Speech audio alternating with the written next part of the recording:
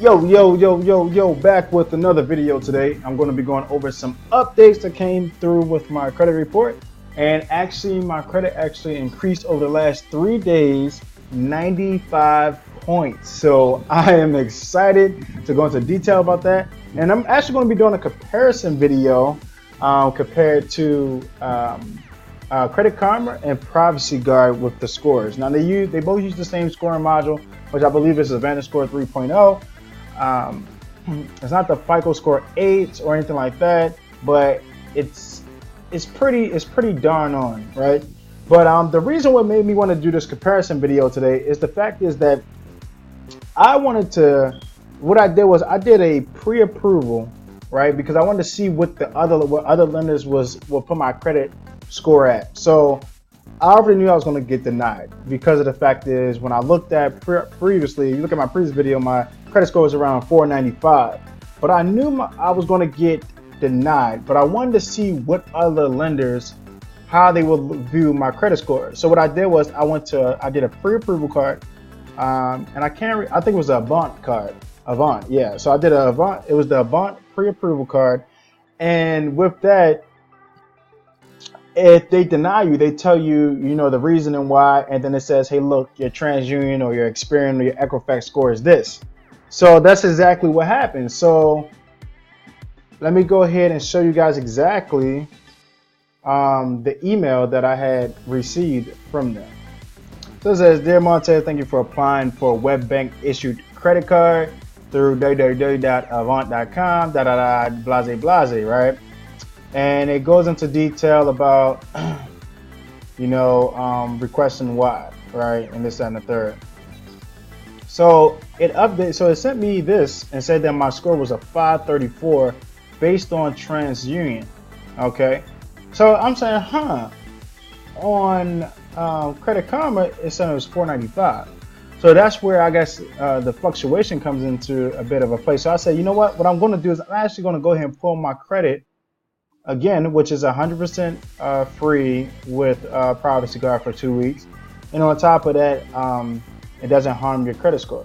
So I said, I'm gonna go ahead and pull my credit with a third-party lender, and this is why a lot of people typically don't recommend Credit Karma as far as scoring wise, only because it can be slightly off. In this case, yeah, it was off by 30-ish points, right? So as I log into Credit Karma, I'm going to actually show you now the reason for the boost of the score. Okay, so it's at a 495 right now, 7 points increase, and because a new account was added, which was my rental account, which I am so excited and so glad that was added. Now my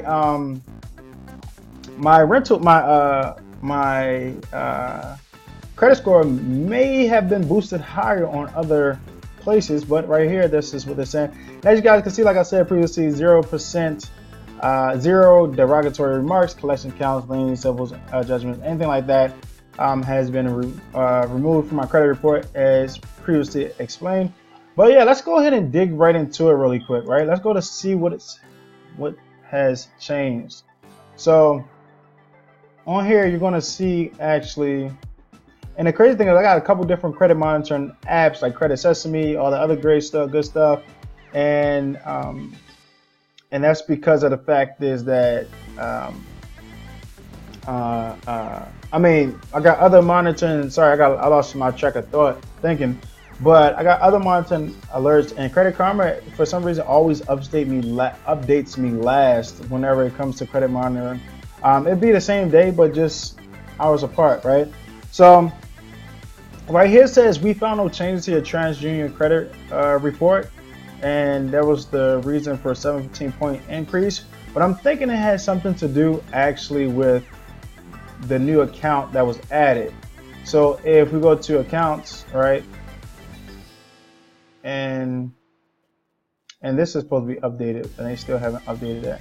So if we go to, should be open accounts, right? Well, let's go back to the home page. Put on TransUnion, or I could have clicked right there, whichever one.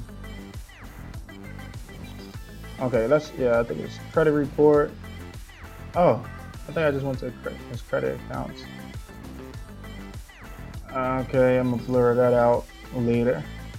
Okay, so we go to total accounts, right?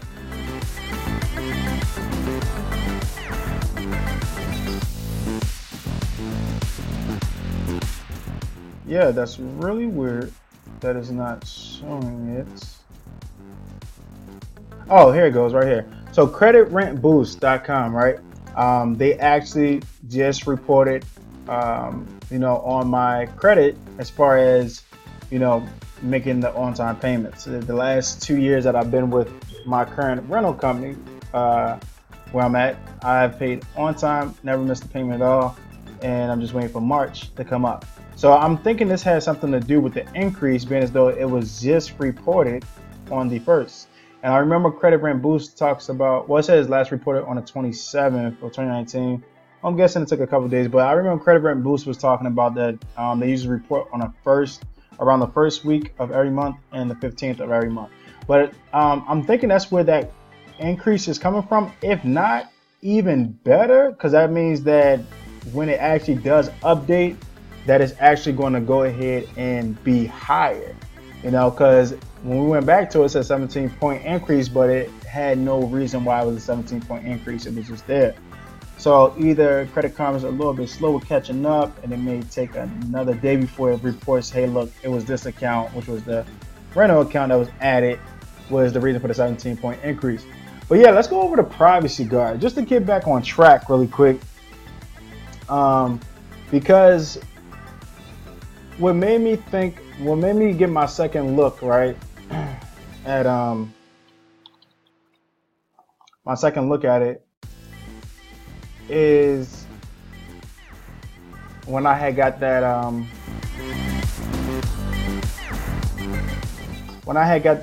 that score back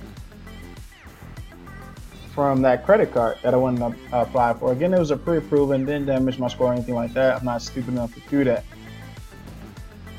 So check this out really quick.